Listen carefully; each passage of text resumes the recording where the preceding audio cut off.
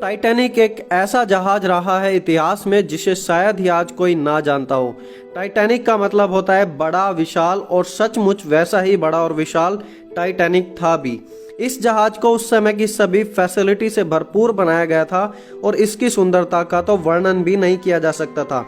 इसे बनाने में मिलियंस ऑफ डॉलर्स का खर्चा किया गया था और एक बड़े उद्घाटन के बाद सन 1912 में इसे उत्तरी अटलांटिक के बर्फीले पानी में पहली बार उतारा गया। अपनी पहली यात्रा इंग्लैंड से अमेरिका तक पूरी करने के लिए निकल पड़ा। उस समय इस जहाज पर करीब 2224 यात्री भी थे और यात्रा शुरू करने से पहले एक रिपोर्टर ने पूछा टाइटैनिक के डिजाइनर से कि आपका टाइटैनिक के बारे में क्या कहना है, और उसका जवाब था, मैं इतना जानता हूं कि अगर आकाश से परमेश्वर भी पृथ्वी पर उतर आए तो वो इस जहाज को नहीं डुबा सकता। जी हाँ, उसका कहना था कि मैं इतना जानता हूं कि अगर आकाश से परमेश्वर भी पृथ्वी पर उतर आए तो वो इस जहाज टाइटैनिक को नहीं डुबा सकता। इतना आत्मविश्वास था उनको अपनी रचना में, क्योंकि वो सोचते थे कि हमारे पास सभी फैसिलिटी हैं और यह जहाज बहुत ही मजबूत है।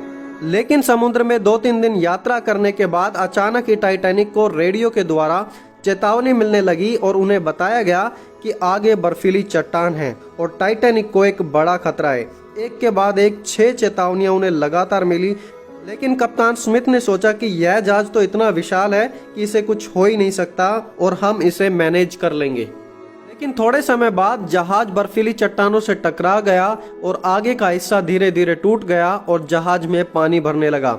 करीब 2 से 3 घंटों में जहाज पूरी तरीके से पानी में समा गया और बर्फीले पानी का तापमान जो कि 2 डिग्री सेल्सियस था, उसमें कोई भी मनुष्य 10 या 20 मिनट से ज़्यादा जिंदा नहीं रह सकता था और देखते ही देखते 1517 लोग उसमें मर गए। और उसी समय मनुष्य का घमंड, जो कहते थे कि परमेश्वर भी इस जहाज को नहीं डुबा सकता, उनका घमंड कुछ ही घंटों में खत्म हो गया। दोस्तों, आज जब हम चांद पर जाने की बातें करते हैं और मार्स पर जीवन शुरू करने की बातें करते हैं, क्लेम करते हैं कि पूरे अंतरिक्ष पर आज हमारा कब्जा है, आज मनुष्य की वो ताकत कहाँ है? कहाँ है आज मनुष्य जाति का घमंड? कहाँ है वे लोग जो परमेश्वर के तुल्य अपने आप को बनाने की कोशिश कर रहे हैं? टाइटैनिक में उस समय सबसे अमीर लोग यात्रा कर रहे थे, लेकिन उनमें से एक भी अपने आप को नहीं बचा पाया। समय टाइटैनिक के कैप्टन को बहुत सारी चेतावनियां दी गई थी, लेकिन उसे तो लगता था कि परमेश्वर भी उसका कुछ नहीं कर सकता।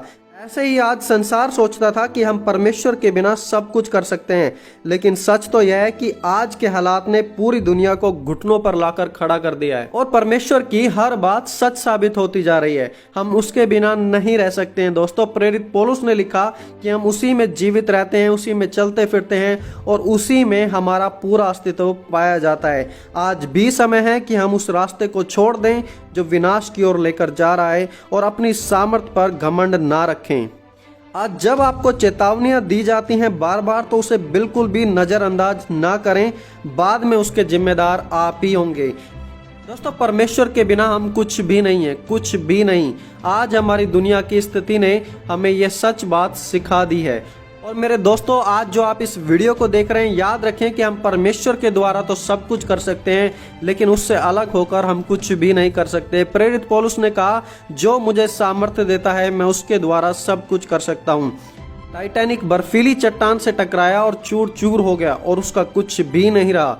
यीशु ने कहा, जो मेरे वचनों को सुनता है वह चट्टान पर घर बनाता है और कोई भी आंधी, कोई भी तूफान उसे कभी नहीं गिरा सकता। इंसानों द्वारा बनाया गया टाइटैनिक टूट गया और लोगों को नाश भी कर दिया, लेकिन परमेश्वर के द्वारा बनाया गया नूह का जहाज, उसने लोगों को जीवन दिया।